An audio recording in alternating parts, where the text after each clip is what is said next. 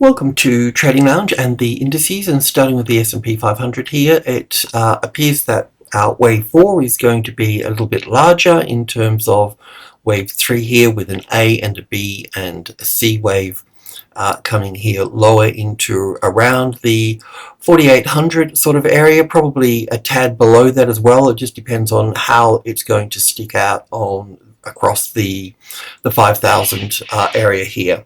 So let's go in and have a look at this. Just before we do though, there is still the slight possibility that we can look at this as wave C of 4 here. So we'll also have a look at that as well. That means that, in a bit of a nutshell, just keeping it a bit simple, is that we'll just come down a little bit and then we can make a move up from that point. So we'll be aware of that as well. So in quite simple terms, in terms of trading, all we need to do is buy new highs. But otherwise, we'll expect the market to edge on lower. And of course, getting across the 5,000 is a little bit of a task as well for that. So let's just cut straight through from one day into the intraday chart here and take a look at both sides of the market. So if we consider the market coming down further, this is roughly the 38.2% here, around the 4 here, then we would see this last move up here as wave B, and then we would come down as wave 1 here in blue, and back for blue here and 2, and then green 1, 2, 3, 4, 5 for the third wave, the fourth wave, and the fifth wave to come down. So that's how that would play out. Now on the bullish side, we could view it, it's a bit of a stretch, but 1, 2, 3, 4, 5 up here for wave 1, and then all of this down here for an A wave here, and then a B wave over here, and then a C wave for wave 2 here. Of course, we all have strong opinions, but at the end of the day, we have to take the next logical step and be as practical as we can about it, and we're really just looking for trade setup. So we know that when we were speaking before, that we were looking for a move above this top here to go long. So now we can move it down to the second high, and then once this move comes in here, this move up here, be it 3 waves up or 5 waves up, then once that top goes in, we'll be able to go to this top here as well. So we'll continue to bring that down. If you wanted to trade this short, you could get the wave B under the wave 2 here to short. That would be pretty safe, but it will be even safer if it was under the level here. But if you're going to do that, make sure you know what you're doing, because you would need to have the first low below the level, and you can use the second low. If it goes back above the level here, then you have to rinse and repeat, find the first low again and use that as the entry.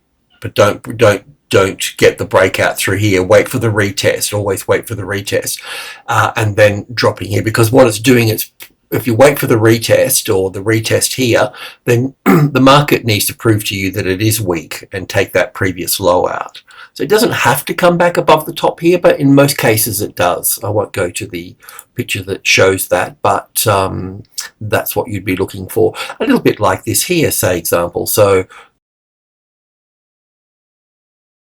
welcome to Trading Lounge and our little Bitcoin prediction game, so you can test your analysis. So if you go to Trading Lounge, you'll see Bitcoin prediction here, and it's on GMT time, so it finishes at the end of the month. And you can win, at this stage, you can win 1 million Satoshis, and we'll try to up that with some sponsorship as we go. We're just testing the first month here in May. When you go to this particular page, you'll see a Google login here. So you just use your Google login here. And once you have logged in, I've got this particular price here of 72,000. So I can edit that as much as I like up to the 20th of each month. After that, it locks in at that point. So you can change it, but the last 10 days will run free. So it's absolutely free to play. There's no catches. There's only one entry, and you'll use your Google login to do that, and there'll be a leaderboard here for that. So I hope you enjoy it, and it's just a little bit of fun. Alrighty. We could look to, if I was going to short, I would wait for this low down here. And once that low's in place, that's what I'll look for. And then I can look for the second low and then the next low here.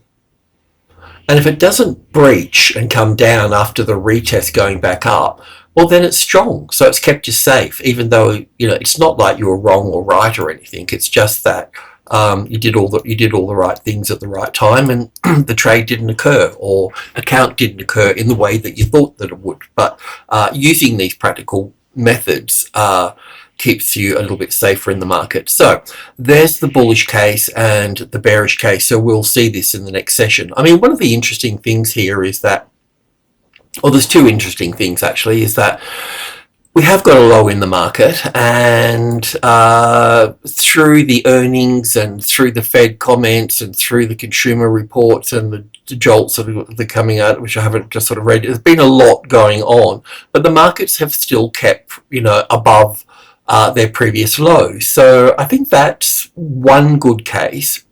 Now, normally when I'm looking at the Nasdaq, for instance, I would use the Nasdaq to help me with Bitcoin. So, but when I'm looking at Bitcoin at the moment, it's coming down off its tops here. So I can see quite clearly it's got further to come down here. So in this case, I could use it for the Nasdaq in reverse, basically. So it's highly likely that we will end up coming down here. The 38.2% is lower here. So we can also view this as being positive as well, and we'll look at that. We want to look at both sides, because at the end of the day, we want to make money. We don't care about being right or wrong. So those things only throw you around emotionally anyway. So you don't want to go down that track too much. So we've got a high here. So if that top got taken out, well then that would be a good case for being long. And in fact, we can see from today's bar, it got sold off and the sellers are in control. So we could bring it down to this one. It's not to say that that's going to happen, that the market is going to go up to there, but you never know. We could end up coming down here a little bit further and then pushing up, and then you've been sort of stuck on the short side. You've been on the wrong side. So sometimes you just need to take practical steps. But the bias would be looking at the Bitcoin, that we would be needing to come down here further. But I wouldn't depend on that just yet either. It's just sort of shooting the breeze on these sorts of things. So that's where we are with this at the moment. So we can just go to the intraday here and go through the same steps as well. So from below here, we could consider wave 4 being in play here as C or 4 here, or we could have it over here. If it's over here, we can look at this as wave 1 to the upside here, and then we would need to look at this as the A wave here, the B wave here, and the C wave to come down here further. So it'll probably be a little bit tighter in here and then move up. The other side of the coin, on the bearish side, is looking at this as the B wave here, and then looking at all of this as wave 1 here and 2 here, and then this would play out here as wave 1 coming down here, wave 2, 3, 4, 5 for this third wave here, some type of complicated fourth wave, and then a fifth wave here, and then we have to wait, rinse and repeat, and look for the long trades over here. Like I said, at this moment we can go long above this top here, and we may be able to improve that with another top over here. It's not to say that that's going to occur though, because there's a let's just say there's a 50% bullish case and a 50% bearish case. Obviously we've all got strong opinions, and you could skew those whichever way you want, but I think to take the most logical, practical viewpoint that you can. And yeah, like I said, it's about looking for trades. I don't want to look for short trades in this particular move here, because I don't like shorting into large numbers, and especially into group 1 here, and especially that we don't have an actual confirmation that we will be going down at this point. So it's just a bit of a wait and see job at the moment for these indices. It's the same with the Russell here as well. We could view the whole move down here as wave A, and then a little A, B, C here for the B wave, then down for 1 and back for 2, and then coming down for 3, 4, 5 here. We could do it that way. We could also put wave 1 over here. We could look at this as an A and a B, and 1, 2, 3, 4, 5. So we may only get some sort of thing like this here for this one, and then push up from that point. But it doesn't matter. We also know that we can go long above this top here. In the meantime, we have to wait for this to play out.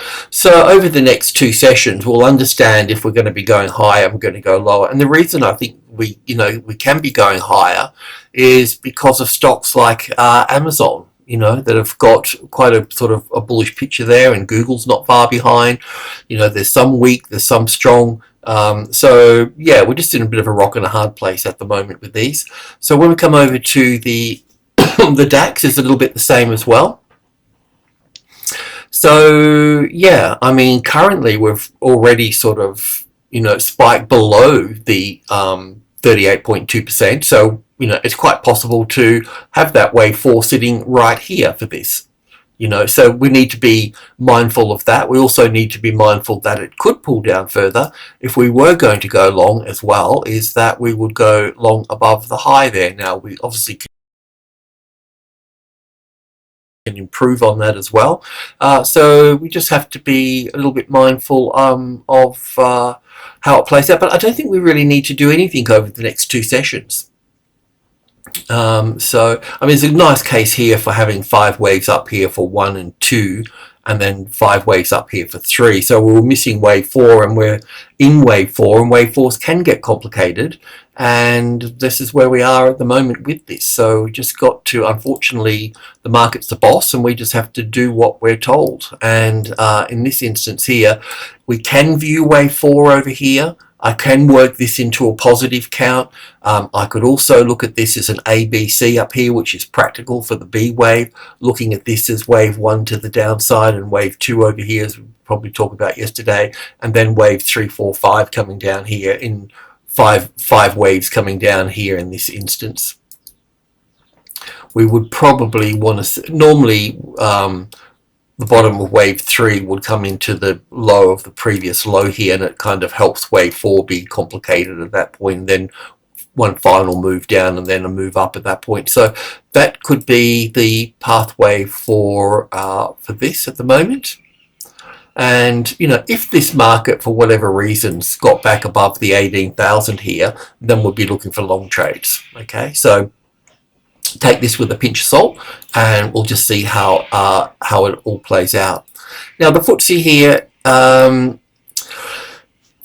this first of all, this particular pattern up here where we have it come up and hit the 8,000, drop back, and then pushed up here. Like, to me, that pattern is this one here, the most common pattern at a level. So if that's the 8 across here, this is the arrival, the reaction, and the first high above the level. So if the rest of the markets are going to pull down, well, it's likely we're going to see this sort of thing occur here and then try to find support over here. So we're in this move here at the moment. We're up here somewhere. We can get this, and then we need to be over here to go long again. I'm thinking that's what we've got here, the arrival, the reaction, the first high above the level. Now, the problem here is that I've only got 3 waves to the upside here, so it's kind of like I need another move to the upside.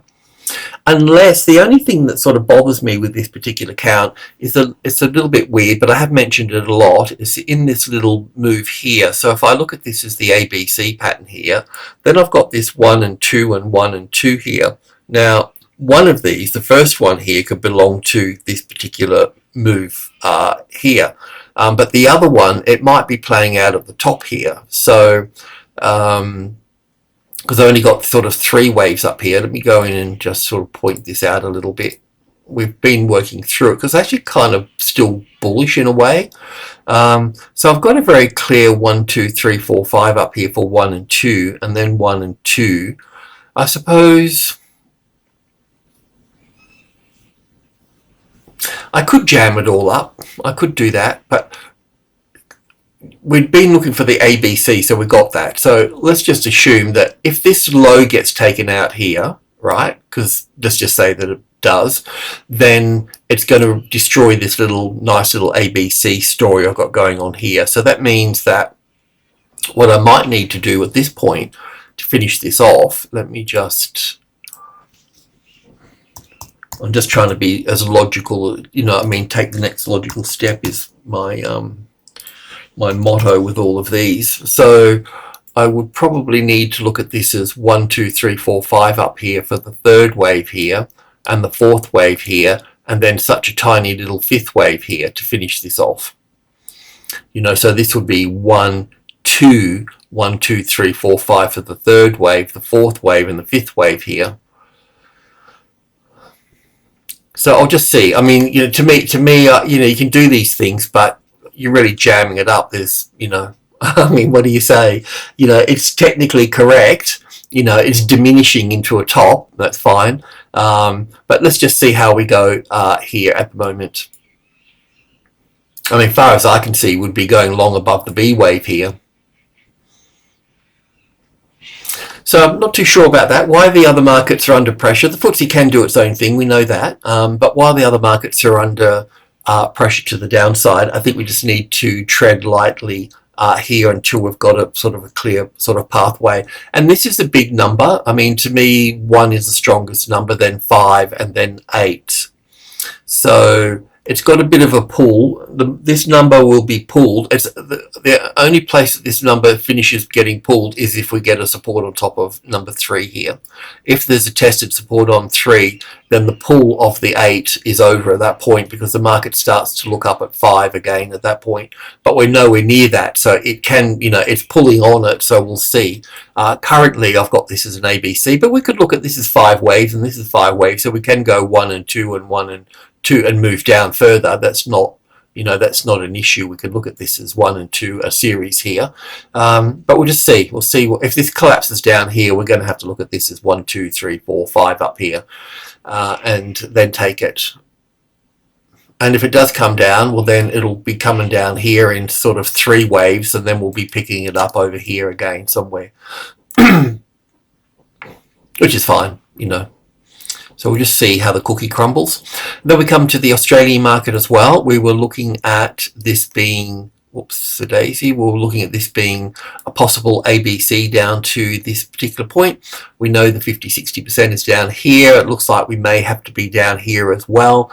If these lows here, if this second low here gets breached, that's probably not a good look at this point. What's this number here? The 5 here. So yeah, you can't really short it into this particular number here anyway. There's just like this, you know, 5 is the second strongest number, and there's just too much support there. So be very careful what you do in here on the short side or the long side here at the moment. On the long side, of course, we can buy new highs, these 2 highs here, we can do that, but we're in the same position as we are with the other markets, so we may need to bring wave B down to here, in this case as an A wave, a B wave, and a C wave here, and then look for 5 waves down as 1 and 2 here, and 3, 4, and 5 here to finish off something like that, you know. We may need to include this one as 1 and 2 here, so an extra 1 down here. I don't know yet, we'll just see. But let's go in and just have a little look at this here. So that's why I've got the B wave over here at the moment for this, because I could count 5 waves up here, but yeah. So yeah, so I've had this as the wave 2 here, and it's held up, but as soon as this one gets breached here, then, because I'm looking at this as 1 and 2, and 1 and 2 here is viable, but they are very low to the lows here, so it's a little bit sort of risky at this point. So we're probably better off looking at wave B being here, or wave B being over here for this. I did look at this little move here. I'll just go into 100 ticks here, and it does appear that it's in 5 waves down from the top here. So from the top here of 1 and 2 and 1 and 2, and then 1, 2, 3, 4, 5 for the third, fourth, 1, 2, 3, 4, 5 for the third, fourth, 1, 2, 3, 4, 5 here, and then an A and a B and a C up here. So this move down here is looking like a wave 1 and wave 2 at this point. Now this wave 2 up here is obviously up at the 50-60%, so anything above that would be a long trade as well, so we'll just have to wait for that. But otherwise, this will be obviously the support here for this, and this also looks like a little 5 waves down here as well, so 1 and 2 and 3, 4, 5 coming down here. So we could probably put this over here and this here and yada yada yada, you know, that type of thing. So we'll just see what we've got, see how it plays out. But yeah, the bearish is the bias at the moment for the ASX, and that means that the banks will be in the same position as well, and any of the other markets on the ASX that are in tune with these markets will be under pressure in a bearish mode for a little while. Alrighty, thanks for tuning in. Cheers.